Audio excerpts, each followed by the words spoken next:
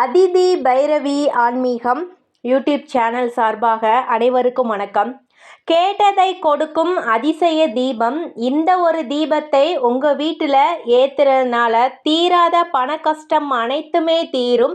அவ்வளவு சிறப்பு வாய்ந்த ஒரு தீப வழிபாடு பற்றி தான் பார்க்க போகிறோம். உங்களுடைய கடன் பிரச்சனையாக இருக்கட்டும், வறுமை நிலை முற்றிலுமாக அகல்றதுக்கு, பண கஷ்டம் தீர ஒரு சிறப்பு வாய்ந்த ஒரு தீபம் தான். இந்த தீபத்தை நம்ம இந்த நேரம், அது ரொம்ப ரொம்ப ஒரு சிறப்பு வாய்ந்த நேரம். இந்த நேரத்தில் ஏற்றுறதுனால மகாலட்சுமி தாயாரின் அனுகிரகம் நமக்கு கிடைக்கும். அவங்க நம்ம மேலே, அவங்களோட பார்வை நம்ம மேலே விழுகிறதுனால அப்போ நிச்சயமாக வறுமை நிலை அகன்று ஒரு செல்வ செழிப்பு நிலை நிச்சயமாக ஏற்படும்.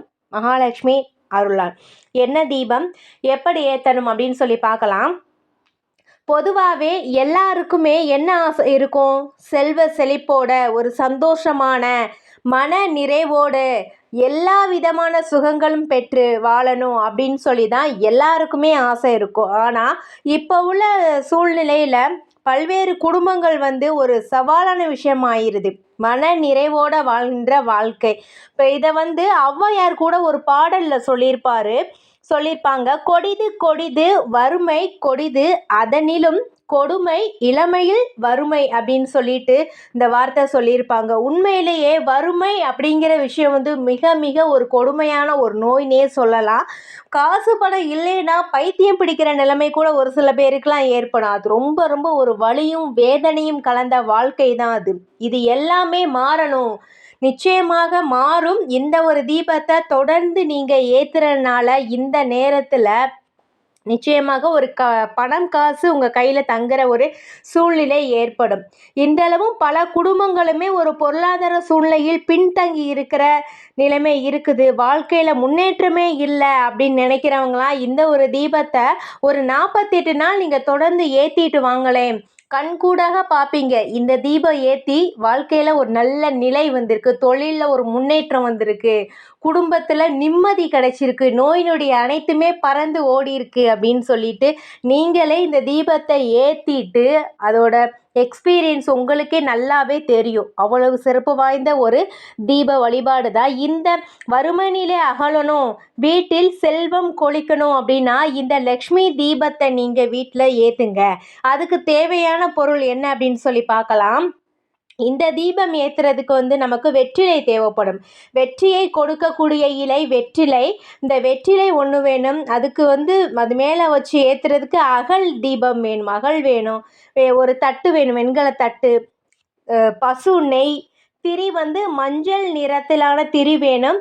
அதுக்கப்புறம் சின்னதாக கொஞ்சமாக ஒரு கற்கண்டு வேணும், டைமண்ட் கற்கண்டு வேண்டும். இப்போ அந்த தீபத்தை நம்ம எப்படி ஏற்றணும் அப்படின்னு சொல்லி பார்த்தோம்னா, நம்மளுடைய சாஸ்திரம் படியே லக்ஷ்மி தேவியை எப்படி எந்த நேரத்தில் நம்ம வரவேற்க ரொம்ப சிறப்பு வாய்ந்ததுன்னா, சூரியன் அஸ்தம ஆகும்ல அந்த நேரம் தான் ரொம்ப சிறப்பு வாய்ந்தது.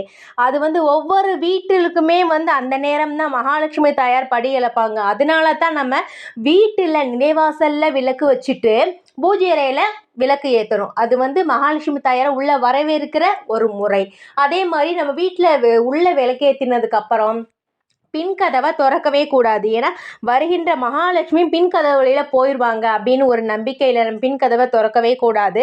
அதனால நீங்கள் என்ன பண்ணுறீங்கன்னா, அந்த மாலை நேரத்தை நீங்கள் செலக்ட் பண்ணிட்டு இந்த நேரத்தில் லக்ஷ்மி தேவியை மகிழ்ச்சிப்படுத்தும் வகையில் இந்த லக்ஷ்மி தீபத்தை நீங்கள் ஏற்ற வேண்டும்.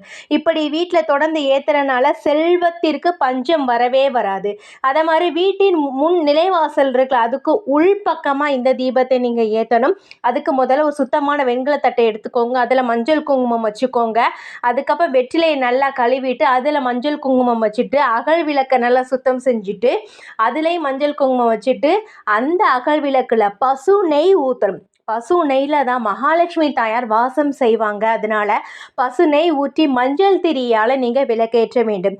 மஞ்சள் திரி எங்கிட்ட இல்லை அப்படின்னு நினைக்கிறவங்க பஞ்சு திரி வெள்ளை கலரில் இருக்குல்ல, வெள்ளைத்திரியை என்ன பண்ணுறீங்கன்னா கொஞ்சம் பன்னீர், மஞ்சள் தூள், பன்னீரை மிக்ஸ் பண்ணி அந்த வெள்ளத்திரியை வந்து நல்லா நனைச்சி காய வச்சிட்டிங்கன்னா மஞ்சள் திரி வந்து ரெடி ஆயிரும். அதுக்கப்புறம் வந்து இந்த திரி போட்டு நீங்கள் விளக்கேற்றுங்க. மகாலட்சுமிக்கு வந்து நெய்வேத்தியமாக கொஞ்சமாக டைமண்ட் கற்கண்டை நீங்கள் வச்சிருங்க இந்த வெற்றிலை மேலே.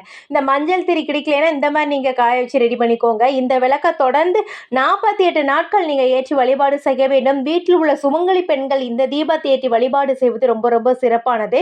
ஆண்களும் ஏற்றலாம். பெண்கள் விளக்கேற்ற முடியாத டைமில் ஆண்கள் ஏற்றலாம்.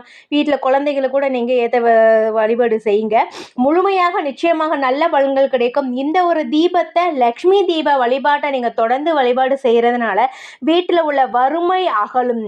லக்ஷ்மியும் அருளும் பரிபூரணமாக கிடைக்கப்பெற்று வாழ்க்கையில் என்றென்றைக்குமே ஒரு செல்வ செழிப்பான நிலைமையை வந்து மகாலட்சுமி தாயார் ஏற்படுத்தி கொடுப்பாங்க.